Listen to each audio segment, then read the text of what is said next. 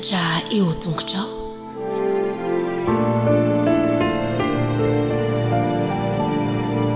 Faly miarapany zazakely tratry ny sabata.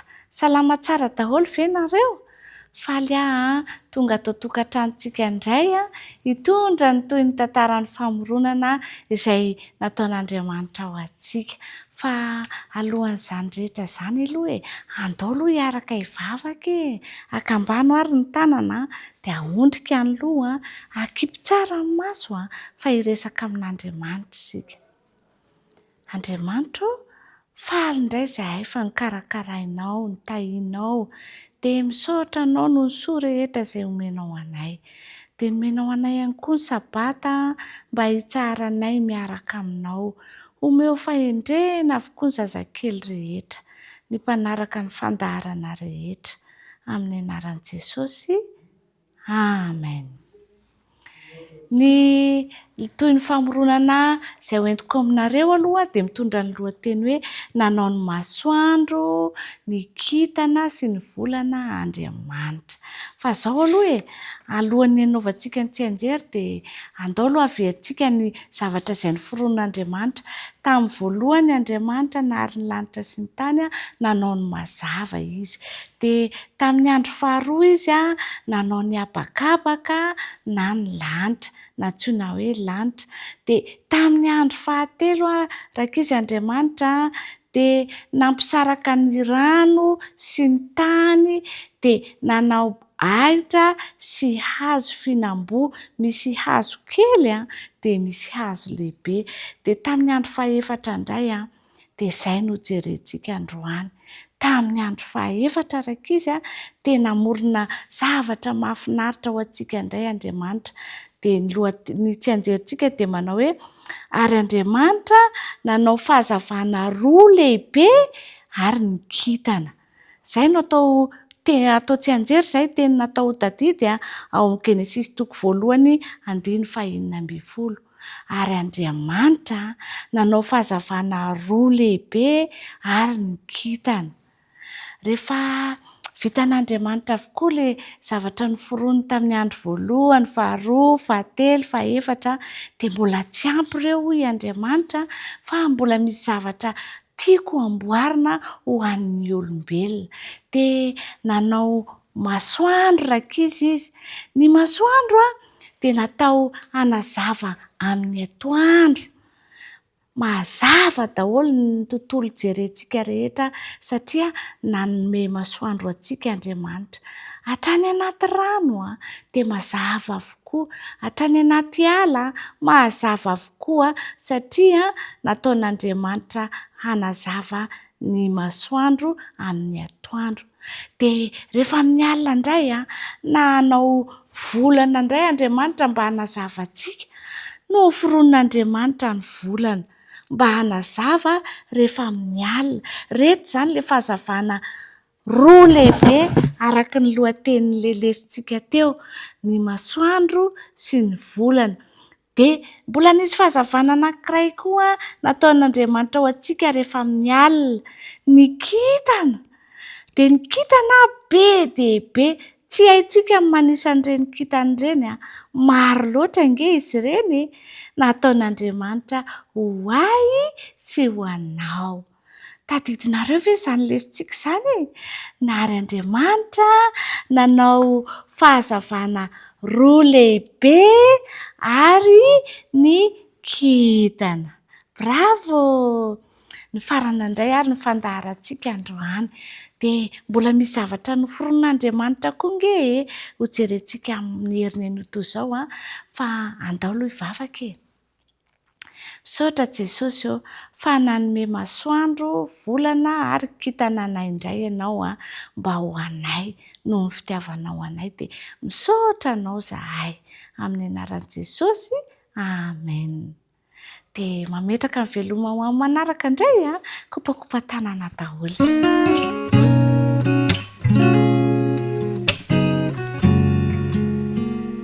Tonga eo amin'ny fotoana famerenana ny leson'ny kilonga indray tsika izao rakizy. Efa herinandro fahaenina ny antsika izao mandeha be ny fotoana. Iza ny mianatra lesona? Mahafinaritra be dia be tantaran'izy ary no lesika amin'ity le herinandro faheniny ity. Tantaran'ny Kaina sy Abela. Avereny hoe i Kaina sy Abela. Andengy ataontsika miaraka ny tsy anjery miaraka amin'ny famonjeny tsika hanao ny tsy anjery. Ao ary 1, 2, 3. Raha misy ty ay dia tandrina ny didiko izy. Avereny famonjena hoe Raha misy ty ay dia tandrina ny didiko izy. Zay indrindra ao amin'ny Jaona 4:20 ny 7:20 no misy an'ny tsenjery. Andao averintsika miaraka ary aloha 1, 2, 3. Raha misy ty ay dia tandrina ny teniko izy. Zay ariny andeha ary asaintsika famonjena hanao ny tantaran'ny Kaina sy Abela.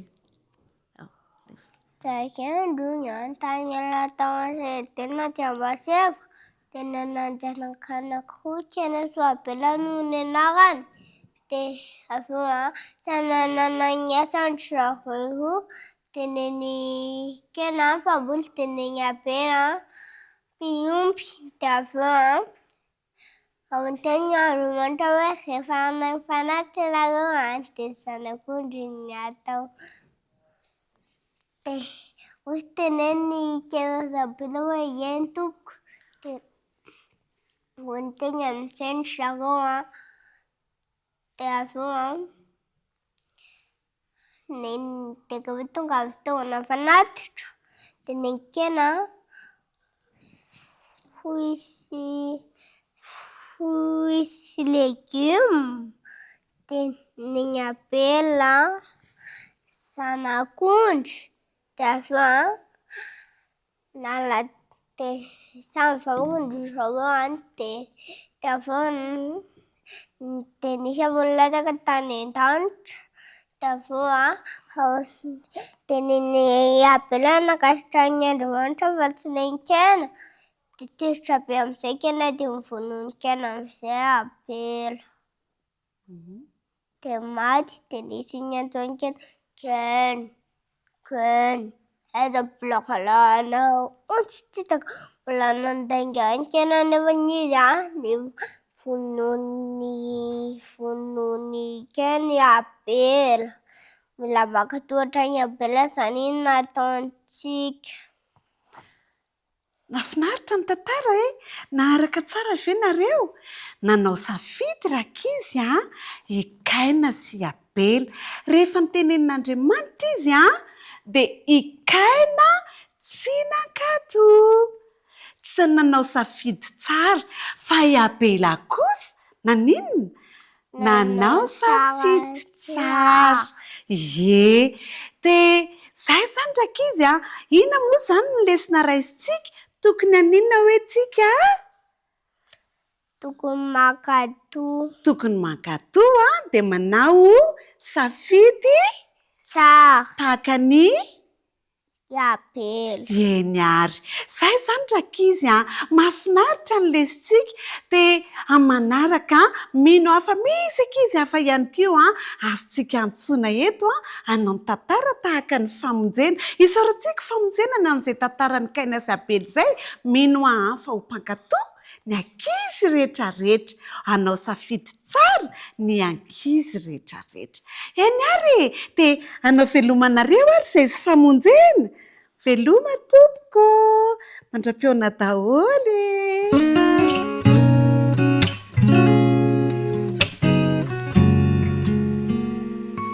Amin'ny fofenaravona trandraka izy no iarabako anareo tratro sabata mahafinaritra izao.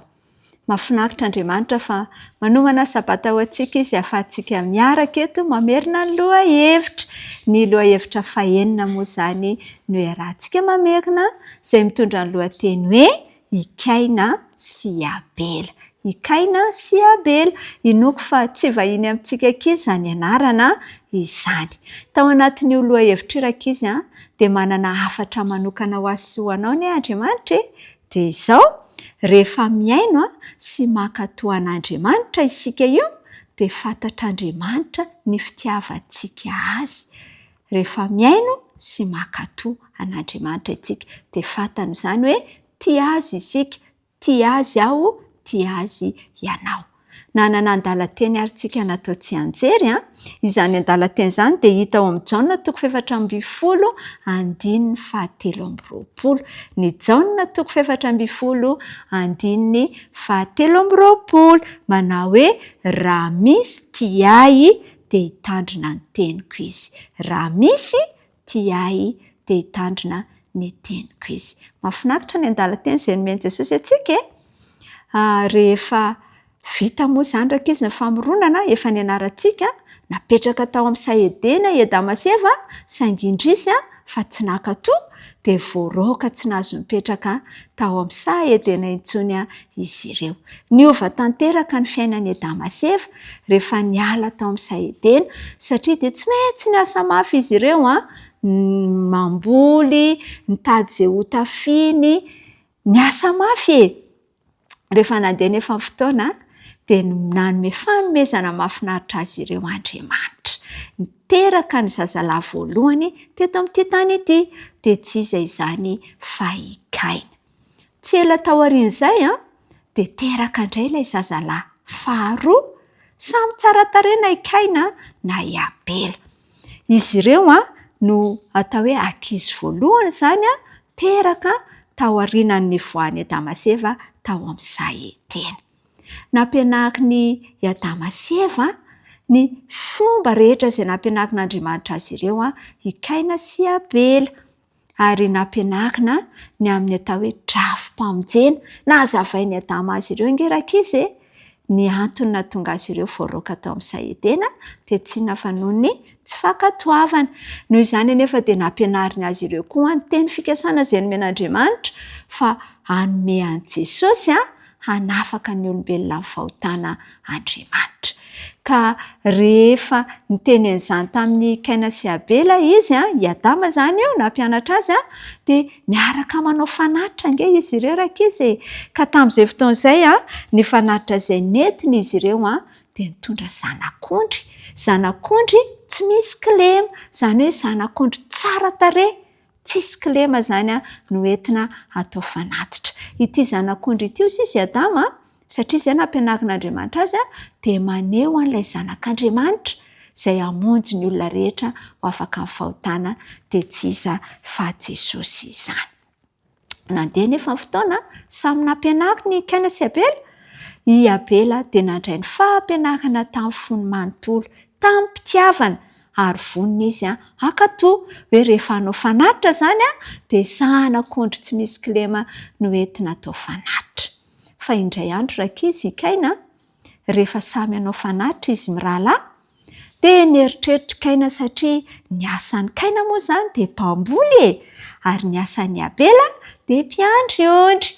Dia hozy izy Kaina hoe fa ahoana kosa moa raha ohatra ka le vokatra tsara tarehy ireny no ateriko fanatitra, alaiko izay tsara indrindra amin'ny namboleko dia io no ataoko fanatitra. Fa mino aho fa eken'Andriamanitra izany fanatitra ataoko izany. Tena samy hafa mihitsy rakizy i Kaina sy Abela. I Abela dia zaza be fitiavana, tia mankatoa mandrakariva ary malemy fanahy. Fa i Kaina kosa dia zaza izay tia manohitohitra ary nampanjaka tanteraka ny atao hoe fitiavan-tena tao am-pony i Kaina. Ary noho ny fitiavan-tenany moa dia nahatonga azy nandray an'izay fanapahan-kevitra izay. Rehefa nanao an'ilay fanatitra nefa izy dia indrisy fa nalahelo Andriamanitra satria tsy izay ilay baiko izay nomen'Andriamanitra azy. Ka dia tsy nakasitran'Andriamanitra ny fanatitra izay nataony Kaina fa ilay zanak'ondry tsisy kilema nataony Abela kosa dia nakasitran'Andriamanitra. Tao anatin'izany rehetra izany dia nanomboka ny alina ny Abela izany rakizy i Kaina. Fa i Abela kosa dia niezaka foana nampahery an'i Kaina, napirisika an'i Kaina mba hankatoa ny tenin'Andriamanitra. Rehefa nandeha indray ny fotoana dia izao hoe velona tao am-pony kaina mandrakariva zany ilay fahatezerana noho n'ilay fanaritra izay tsy neken'Andriamanitra. Ka dia nanapa-kevitra izy indray andro raha iny izy sy Abela rery nandehandeha tao an-tany Misà dia novonoiny rakizy i Abela. Novonoiny i Abela. Hozy izy hoe nga izaho hitany dady tsy hitany neny tsisy mahita fa i Abela nankasitrana izaho tsy nankasitrana dia vonoiny i Abela. Maty ary izao i Abela. Nisy nahita ve sa tsisy nahita namonoiny kainan'i Abela? Izay indrindra rakizy. Na dia tsy hitany dada sy neny aza namonoana any Abela dia Andriamanitra kosa nahita. Ary nalahelo mafy Andriamanitra noho ny zavatra izay nataony Kaina. Rehefa nalahelo Andriamanitra dia niresaka tamin'ny Kaina Andriamanitra. Rehefa niresaka tamin'ny Kaina rakizy Andriamanitra dia mba fantatrao moa ny zavatra navalina ny Kaina an'Andriamanitra. Nataony raha ny fitenintsika ankizy amin'izao izany dia izao hoe nataony Kaina valo-boraingina ange rakizy Andriamanitra. Hoe izaho ve mpikarakara ny rahalahako? Aiza ny alalako an'izay misy azy? Raha adika amin'ny fitenintsika amin'izao izany ny valiteny. Rehefa nanontaniana izy hoe aiza i Abela rahalahinao? Dia nambara an'Andriamanitra ary hozy izy Andriamanitra hoe ny rahalahinao izay nilatsaka tamin'ny tany angery Kaina no nitaraina tamiko ny vonoinao ny rahalahinao. Dia tsy mba niankeliko angerankizy Kaina fa vao maika Kaina tezitra tamin'Andriamanitra. Ary rehefa tezitra tamin'Andriamanitra izy dia niala teo anatrehan'Andriamanitra izy. Nandeha ny renireny i Kaina. Ary Andriamanitra mihitsy moa izany no niteny taminy hoe miala izy. Miala teo amin'ny dada sy neny izy dia mandeha mirenireny any amin'ny toerana izay mbola tsy nalehany. Ratsy tokoa rakizy ny vokatry ny fialonana. Ratsy tokoa rakizy ny vokatry ny fahatezerana. Tiany Jesosy tsika tsy hainao anatin'izany. Raha sanatria tsika manana an'izany dia izao andao angatahana amin'ny Jesosy avy hatrany mihitsy hoe Jesosy asory ato anatiko ny fialonana. Fa aoka izaho ho zaza be fitiavana ho faly mandrakariva amin'ny Sozy azo ny namako sy ny ray tampo amiko. Raha zaza mora tezitra tsika dia izao andaontsika angataka amin'ny Jesosy koa Jesosy ampianaro mba ho faly mandrakariva ka ny fanotsiana rehetra izay atao dia mba ho raisiko amin'ny mpitiavana satria zanakao izaho. Dia amin'izay tsika rakizy tsy tahaka ny Kaina. Ka nirian'Andriamanitra dia izao hoe tsy nankatoy i Kaina. Fa i Abela dia nankatoy. Eny maty i Abela fa mipetraka mandrakity ny androany ny tantaran'i Abela. Rehefa ho avy Jesosy dia ho hitantsika ange i Abela fa i Kaina kosa tsy nankatoy dia nikomy tamin'Andriamanitra ary dia hitantsika fa nanalavitra an'Andriamanitra tanteraka i Kaina. Ka tsy sitrak'Andriamanitra ny analavirako sy ny analavirany ankizy kely rehetra an'Andriamanitra dia izao andaontsika hankatoy. Andaontsika hankatoy ny tenin'Andriamanitra, andaontsika hiaina. Ka tompo izany hitany ankizy kely rehetra amin'ity sabata ity mba ho zaza mpankatoy, ho zaza mpiaino tenin'Andriamanitra, ho zaza be fitiavana, manana fanetretena ho lavitry ny fahatezerana ary ho ampiko ny hafaliana mandrakariva ny ankizy kely rehetra. Dia ny tompo hitahanareo rakizy ho amin'ny manaraka indray veloma mandra-piany.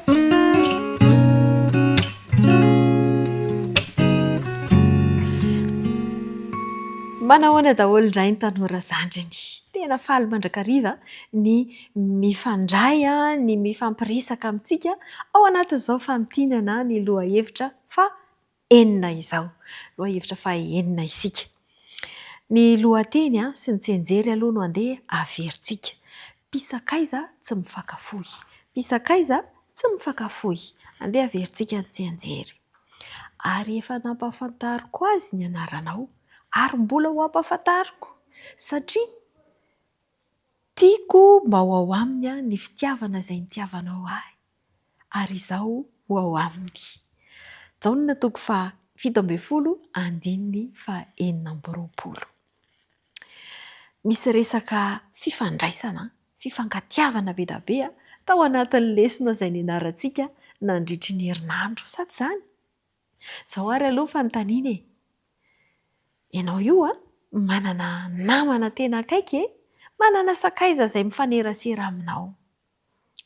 dia fantatra hoe inona ny mampime anazy, dia fantatra koa hoe inona ny mahatezitra azy, dia fantatra hoe inona ny zavatra tiany, inona ny zavatra tsy tiany. Fantatra daholo momba azy dia hainao ny mifandray aminy. Dia iny koa ianao fa manomboka manao fihetsiny ary manomboka miova tahaka ny fanaony ihany koa ny fanaonao. Marina izany sa tsy marina? Marina. Ohatran'izay mihitsy ny zavatra niseho tao anatin'ny tantara izay nianarantsika nandritra ny herinandro dia ny fifandraisan'i Jesosy sy i Jaona izany. I Jaona no zandry indrindra amin'ny mpianatra Jesosy. Izy ny zandry indrindra ary izy Jesosy no mifanakaiky indrindra, izany hoe mpisakaiza akaiky indrindra raha ao anatin'ireo mpianatra maromaro izay efa niaraka tamin'i Jesosy ireo. Dia tsy hay hoe izy ngamba ny mahazandry indrindra izay no mahatonga anazy akaiky an'i Jesosy. Sao nefa ity Jaona ity dia nanana toetra nanahirana ihany amin'ny mahatanora azy. Mirehadrehatra, tena tonga dia miteny foana ary masisika mihitsy tia mirehareha ihany koa izy ary tia hisehoseho. Manana toetra hafahafa mandrakariva izy. Izany anefa tsy midika hoe tsy tian'i Jesosy izy. Nanehoan'i Jesosy toetra tsara foana izy, nasehon'i Jesosy azy ny fahalemem-panahiny ary matetika izy sy ireo namany roalahy no entin'i Jesosy mitokana miaraka mivavaka aminy. Izay fifandraisana tamin'i Jesosy izay sy nandraisany fananarana izay nomeny Jesosy, inona mantsy fa niteny azy matetika Jesosy ary nosokafany Jaona tamin'izany fananaran' Jesosy sy ny fampitahan' Jesosy hafatra izany ny fony dia nanomboka nanova azy tsikelikely, nanova azy tsikelikely ary nanamboatra azy. Tatỳ afara moa dia hitantsika fa tsy niala tamin'i Jesosy mihitsy i Jaona. Eny na dia tao anatin'ilay fotoana sarotra indrindra teo amin'ny fitsaranan'i Jesosy sy ny nanombohana azy tamin'ny hazo fijaliana azy dia tsy mba niala teo i Jaona. Ny mpianatra sasany lasa nandositra fa i Jesosy, i Jaona kosa dia teny foana hatreny amin'ny hazo fijaliana. Hitan'i Jesosy tamin'izay fa i Jaona ilay sakaizany akaiky indrindra no tsara indrindra ametrahana ny reniny. Tena zavatra mahafinaritra be ny hitantsika teo amin'ny fifandraisan'i Jesosy sy Jaona. Nanova be da be an'i Jaona izany, nahatonga azy nitombo tamin'ny fitiavana vavaka ary tatỳ afara be dia i Jaona efa lasa Jesosy efa lasa tany an-danitra dia i Jaona no nanomezany ny hafatra tao amin'ny apokalipsy, ny hafatra ny amin'ny fiverenana, ny hafatra be da be tamin'ireo faminaniana tian'i Jesosy nampitaina dia i Jaona ilay sakaizany indrindra no nampitany an'izany. Manambara amintsika izany lesona izany tanora namako fa arakaraka ny hanokafantsika ny fontsika amin'ny fifandraisana tsara amin'ny Jesosy no hanamboatra ny toetrantsika. Tsy niova tampotampoka i Jaona, tsy tampoka be teo izy dia lasa tsara be ny toetrany, fa arakaraka ny fifandraisana sy ny fandraisany ny fananarana nataon'i Jesosy no nampiova azy tsikelikely dia nahatonga azy nanana faharetana sy toetra tsara teo amin'ny fiainany. Ka izay arakaraka ny fifandraisantsika amin'Andriamanitra no hanamboatra antsika ihany koa ho tahaka an'i Jesosy. Tsy mba tianao ve ny hanana toetra tahaka an'i Jesosy?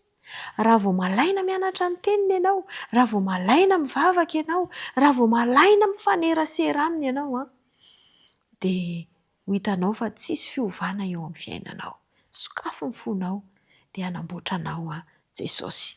Ny lesona nianarantsika nandritra ny herinandro indray izany ry tanora namako dia nanampy antsika fa afaka mifandray amin'ny Jesosy sy ilay iray izay any an-danitra isika amin'ny alalan'ny mivavaka dia afaka hanaovantsika izy. Nanampy antsika ahatonga haniry fatratra hifandray mandrakariva amin'ny Jesosy ihany koa ny lesona nianarantsika ary nanampy antsika hanolo tena tanteraka, hanolo tena mandrakariva amin'ny Jesosy amin'ny alalan'ny vavaka sy amin'ny alalan'ny fianarana ny teniny mba hanovany antsika hanana toetra tahaka ny azy. Tsy tianareo ve izany? minao fanandray fanapahan-kevitra tsara isika. Ilay afatra nampitaina tamintsika izany dia averina indray fa miha-matanjaka kokoa ny fisakazantsika amin'i Jesosy rehefa mivavaka sy mianatra ny tenin'Andriamanitra isika. Mino fa handray fanapahan-kevitra tsara isika tanora ao anatin'izany hoe fivavahana sy fifaneraserana amin'i Jesosy amin'ny alalan'ny teniny izany. Dia izay indray ary ny lesona ny anarantsika nandritry ny herinandro dia mirara ny fitahian'Andriamanitra ao antsika mazotoa mianatra ny tenin'Andriamanitra. Amin'ny manaraka indray tsika mihaona.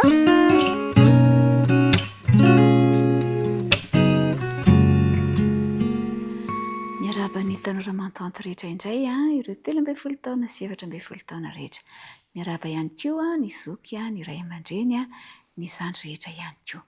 Amerina ny lohevitra fahaenina izay ny anarantsika nandritry ny herinandro isika izay miresaka ny amin'ny hoe ny maha isika antsika ao amin'ny Kristy. Ny maha isika antsika ao amin'ny Kristy. Andeha rahantsika mamerina ny andininy natao tadiana dia ny amin'ny Genesisy toko faha 1:7-7 izay manao hoe ary Andriamanitra nahary ny olona tahaka ny endriny, tahaka ny endrik'Andriamanitra ny namoronany azy, lahy sy vavy ny namoronany azy, ary Andriamanitra nitsodrano azy hoe maro fara sy mihabetsaha ary mameno ny tany ka mampanimpo azy ary manjaka amin'ny hazan-drano ao amin'ny ranomasina sy ny voromanidina ary ny biby rehetra izay mihetsiketsika ambonin'ny tany. Izay andiny izay dia mahafehy ny zavatra ny anarantsika nandritry ny herinandro. Fa Andriamanitra dia namorona antsika ary tsy noforonony tamin'izao fa noforonony araka ny endriny isika tsirairay avy ary ihany koa lahy sy vavy no namoronany antsika. Dia nasaintsika nanjaka amin'ireo zavaboary izay efa noforonony. Fa te hanontany ianao ary amin'ity androany ity hoe fantatrao ve ny tenanao? Hoe iza ianao? Raha sena mamariparitra ny momba anao ianao dia hatraiza ny fetra ny fahafantaranao ny momba ny tenanao. Hoe inona ny zavatra tianao indrindra, firy metatra ny halavanao, firy kilao ny lanjanao, firy ny isan'ny volonao. Mety tsy fantatrao izany fa izao anefany Andriamanitra dia mahafantatra ny atsipiriany indrindra amin'ny fiainanao. Izay rehetra mety tsy fantatrao akory dia fantatr'Andriamanitra izany satria izy ny namorona anao. Fantany zavatra mampalahelo anao indrindra, fantany zavatra mahafaly anao ihany koa, ary na zavatra tianao ren'ny sofina ary dia fantatr'Andriamanitra izany. Izany hoe izy dia namorona anao ary tamin'ny fitiavana no namoronany anao dia fantany ny momba anao manontolo. Ka izay indrindra no ny anarantsika tamin'iny herinandro iny dia ny hafahantsika mitoky amin'Andriamanitra satria izy ny mahafantatra antsika betsaka indrindra. Eo amin'ny fiarahamonina misy antsika eny ihany koa Satana dia mibitsibitsika ao an-tsaintsika ao milaza fa ianao milaza ratsy momba antsika izy. Namantsika ihany koa mety hoe ilaza zavatra izay mety hampalahelo antsika kanefany dia teneno fa hafa mihitsy ianao manana ny maha izy azy ianao ao amin'ny Kristy. Tsy araka ny fijerin'ny olona no fijerin'i Jehovanao satria ny olona dia mety mijery miseho ivelany ny olona dia tsy mahafantatra ny any anatinao fa rehefa ny fijerin'ny Kristy ianao no takatrao dia anana ny tomba mety tsara ianao ary anana fijery miabo amin'ny toe-javatra rehetra ianao. Noforon'Andriamanitra ianao teo dia fantany atsipiriany rehetra amin'ny fiainanao ka noho izany manomboka izao dia raiso izany fijerin'ny Kristy izany. Raiso ary taddio mandrakariva fa zanak'Andriamanitra ianao, tian'Andriamanitra ianao ka ninona milaza zavatra ratsy momba ny fiainanao dia lazao fa an'Andriamanitra ianao ary mahay manao ny zavatra rehetra ianao satria Andriamanitra no namanao, Andriamanitra no namorona anao, Andriamanitra no miaraka aminao. Dia ianao amin'izay fotoana izay dia hanana fijery tsara. Dia ny rariko ry tanora mantoanto namako dia manomboka izao dia araka ny fijerin'ny Kristy no fijerinao. Dia hanana ny maha izy azy ianao satria zanak'Andriamanitra. Amin'ny fiarantsika mianatra manaraka dia mbola ho tohizantsika izay maha izy azy antsika ao amin'ny Kristy izay fa asaiko mandrakariva ianao azoto andinika sy hianatra ny tenin'Andriamanitra dia hahafantatra ny tomba midinao. Dia mirary soa indrindra re. Veloma daholo.